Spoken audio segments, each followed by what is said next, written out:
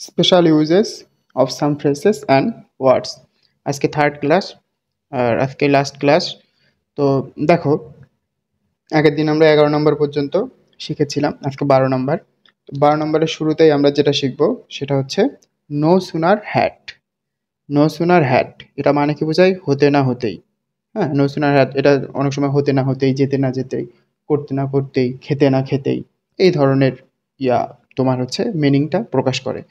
তো no sooner had, দেখো আন্ডারলাইনের পর একটা ভি3 প্লাস একটা দ্যান থাকবে। তো তোমরা যদি মনে করতে পারো, তো উড রাদারে কিন্তু আমার হচ্ছে শুধু একটা দ্যান ছিল।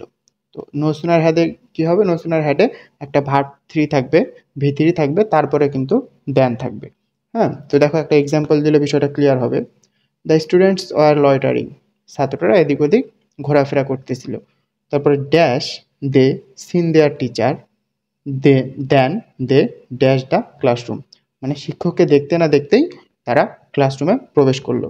তাহলে এখানে দেখো, এইখানে আন্ডারলাইনের পর দেখো কি আছে, আহ, একটা ভার্ব 3 আছে, তাই না? সিন, তারপর একটা দেন আছে। সো এখানে আমরা কি বসাইতে পারি?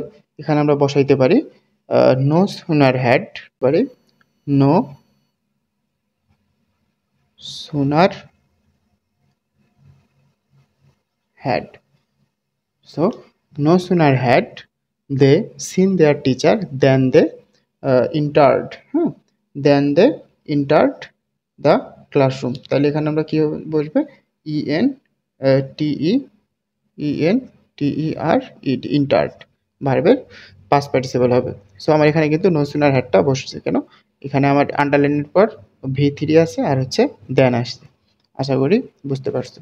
এরপরে দেখো ইউজ টু। ইউজ টু অর্থ অভ্যস্ততা বোঝাইতে। হ্যাঁ, মানে অভ্যাস থাকা বোঝায়। ইউজ টু অর্থ কি? অভ্যাস থাকা বোঝায়। তো একটা এক্সাম্পল দেখো, in the childhood Thomas Alva Edison dash do many harmful activities. তাহলে চাইল্ডহুডে থমাস আলভা এডিসন অনেক ক্ষতিকারক কাজকর্ম করতো। হ্যাঁ, তাহলে এখানে তার একটা অভ্যস্ততা ইউজ টু। তোমরা এই থমাস আলভা এডিসনের জীবনী পড়তে পারো, বুঝছো? এই লোক মানে যখন সে ছোট ছিল, অনেক মানে দুষ্টুমি করতো, কিন্তু অনেক উল্টাপাল্টা কাজকর্ম করতো। তো তোমরা তার চাইল্ডহুডটা মানে তার স্টোরিটা পড়তে পারো। তো এখানে আমার কি হচ্ছে? ইউজ টু বসবে। এরপরে দেখো as soon as. As soon as অর্থ কি? ঘটতে না ঘটতেই। অ্যাজ সুন অ্যাজ মানে কি? ঘটতে না ঘটতেই এমন অর্থ প্রকাশ করবে। দেখো the student, the students were making noise. শিক্ষার্থীরা নয়েজ মানে কি? উচ্চস্বরে কথা বলতেছিল বা গোলমাল করতেছিল। But dash the teacher entered the class. যখন টিচার ক্লাসে প্রবেশ করেছিল, দে কিপড কোয়াইট, তারা শান্ত হয়ে গিয়েছিল। তাহলে but as soon as the teacher enter the class they kept ways, মানে শিক্ষক ক্লাসে ঢুকতে না ঢুকতেই তারা কিন্তু শান্ত হয়ে গিয়েছিল। সো অ্যাজ সুন অ্যাজ এর ব্যবহার তো আমরা দেখতে পারলাম। আর এরপরে দেখো আরেকটা এক্সাম্পল। ও অ্যাজ সুন অ্যাজ এর ক্ষেত্রে আরেকটা জিনিস খেয়াল করবা, এখানে তোমার অ্যাজ সুন অ্যাজ এর আগেও থাকবে তোমার হচ্ছে পাস্ট ইনডিফিনিট, পরেও কিন্তু সরি অ্যাজ সুন অ্যাজ এর আগেও পাস্ট টেন্স থাকবে, অ্যাজ সুন অ্যাজ এর পরেও পাস্ট টেন্স থাকবে। নর্মালি এমনটাই থাকে। তবে কখনো অর্থের সাথে মিল রেখে তোমাকে হচ্ছে ফিল আপ করতে হয়, সেক্ষেত্রে তোমার হচ্ছে পাস্ট টেন্স থাকতেও পারে, নাও পারে। তো দেখো পরেরটাই দেখো তুমি, হিজ মাদার ইজ সিক, তার মা খুবই অসুস্থ। হি needs to go home as soon as possible, তার যত দ্রুত সম্ভব বাসায় যাওয়া প্রয়োজন। তো এখানে অ্যাজ সুন অ্যাজ আমরা বসাইতে পারতেছি। এরপরে দেখো লাস্ট আমরা যেটা পড়ব সেটা হচ্ছে as if R as though. এটার মিনিং হচ্ছে যেন। অ্যাজ ইফ বা অ্যাজ দো দ্বারা যেন বোঝায়। কমপ্লিটিং সেন্টেন্সে এ সম্পর্কে আমরা ডিটেলস পড়েছি। তো আবার দেখো আরেকবার শিখাই। তো শূন্যস্থানের আগে, যদি শূন্যস্থানের আগে প্রেজেন্ট ইনডেফিনিট টেন্স থাকে, হ্যাঁ, প্রেজেন্ট ইনডেফিনিট টেন্স কি? সাবজেক্ট প্লাস মূল ভার্বের প্রেজেন্ট ফর্ম বা ভি1 বসবে। তাহলে শূন্যস্থানের পরে হবে পাস্ট ইনডেফিনিট টেন্স মানে ভি2। তো শূন্যস্থানের আগে যদি পাস্ট ইনডিফিনিট থাকে এবং শূন্যস্থানের পরে যদি শূন্যস্থানের আগে যদি প্রেজেন্ট ইনডিফিনিট থাকে এবং শূন্যস্থানের পরে যদি পাস্ট ইনডিফিনিট হয়, তখন আমরা অ্যাজ ইফ বা অ্যাজ দো বসাইতে পারি শূন্যস্থানে। অথবা শূন্যস্থানের আগে যদি পাস্ট ইনডিফিনিট হয় এবং শূন্যস্থানের পরে যদি পাস্ট পারফেক্ট টেন্স হয়, তখন আমরা অ্যাজ ইফ বা অ্যাজ দো বসাইতে পারি।